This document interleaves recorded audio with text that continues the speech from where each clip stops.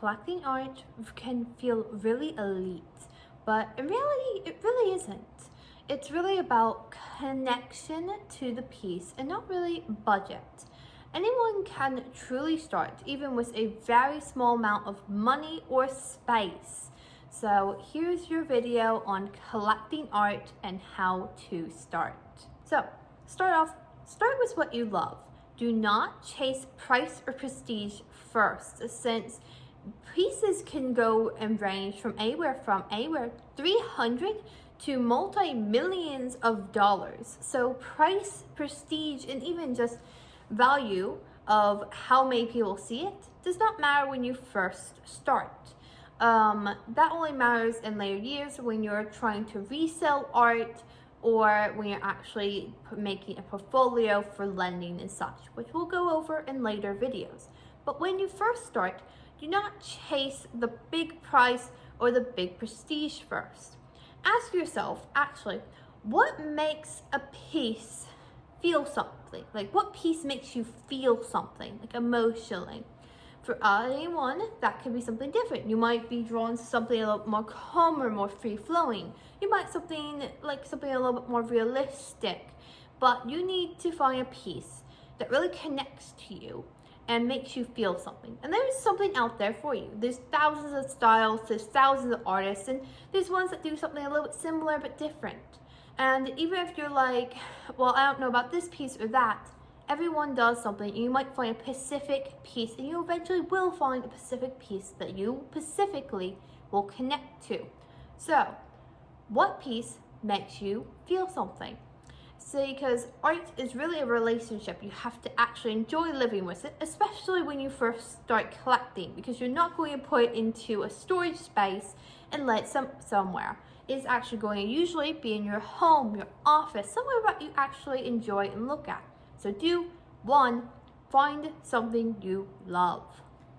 Number 2 is to decide your budget, but don't be embarrassed by it, obviously. Like I said before, art can range anywhere from 300 to multi-millions of dollars.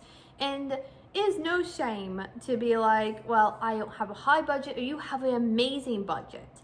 Either way, you have to start with a budget once you find something that you love, a specific style, a specific palette, a specific feeling that you really want to connect with.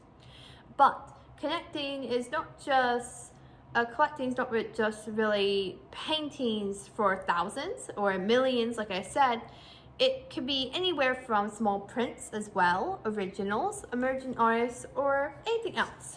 For us, we have our own mini print collection. These are collector, and they count just as valid as originals as well. And like I said, there's many artists out there that does sell pieces for a couple hundred to a couple thousand. So do not be afraid on what your budget is. There's always something out there that you can start collecting art with, no matter what your budget. Number 3 is to understand original versus edition. So this is something not many people get until they hear it. And originals and editions are different.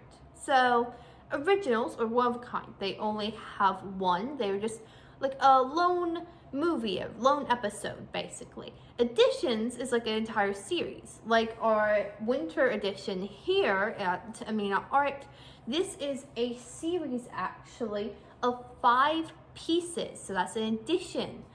Now, of course, for some editions, you have to get all of them because they're supposed to come together.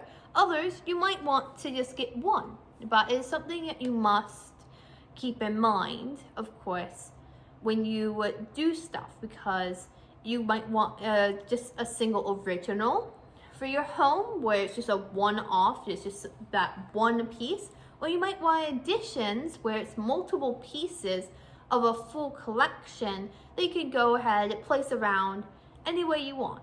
So neither of them are really right or wrong. It's just all dependent on where you plan to put these, what you plan to do with them, if you want just a solo one where there's only one of a kind, or if you want an entire collection.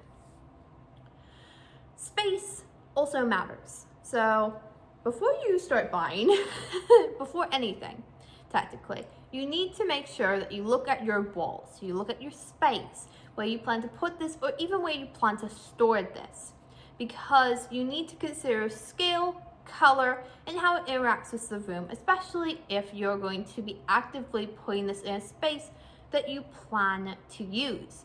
Lots of people have different scales, walls, and colors, so the way that you get specific pieces can really affect the room's feeling, but also the scale. So do obviously make sure that you measure things beforehand, you figure out the colors that you want beforehand, and you go from there, because also space could obviously dedicate to a few different factors in pricing and style as well. So definitely always look at your space and never look at that after the fact, unless you know it will definitely fit. Number 5 is that quality really matters more than price. So kind of like another thing that we were talking about, where price has so many variables, but quality matters a little bit more.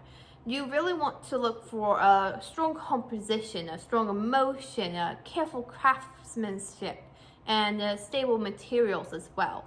Because prices can really lie, like in most things that you can buy something that's a high price, but it ends up falling apart in sheer moments.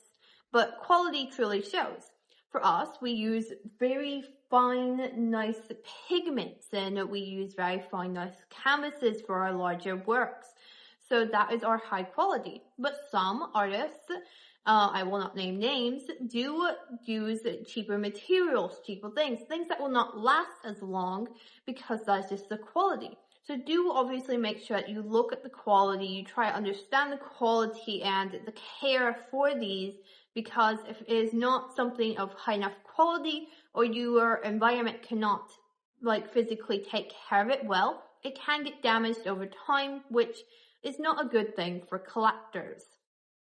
And the last thing I love to say is do not overthink the investment angle. Now, of course, we go over investments on these videos as well occasionally, but do not overthink it, because people do get caught up in the resale value of things, which we go over that as well, but don't get fully caught up in that, because the real return is the daily joy of you seeing it if you end up keeping it, the personal expression, the feeling that you get from it personally, regardless of the artist's original story, regardless of anyone else's feelings, but your own feeling to this piece, and making a home or a place feel like you. Because yes, some things could resell for more than others, but you never really know how long you will have these original works or these original prints and reproductions for. So always, first, before you think of anything investment-wise, always think of something you will like first, that fits your home, that fits your style, that gives an emotional impact to you in a way that you like, before you even overthink the entire investment angle, because you really do not want to be stuck with something that you think is a great investment, but you don't actually like.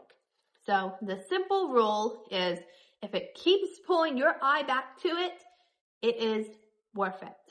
So that is it.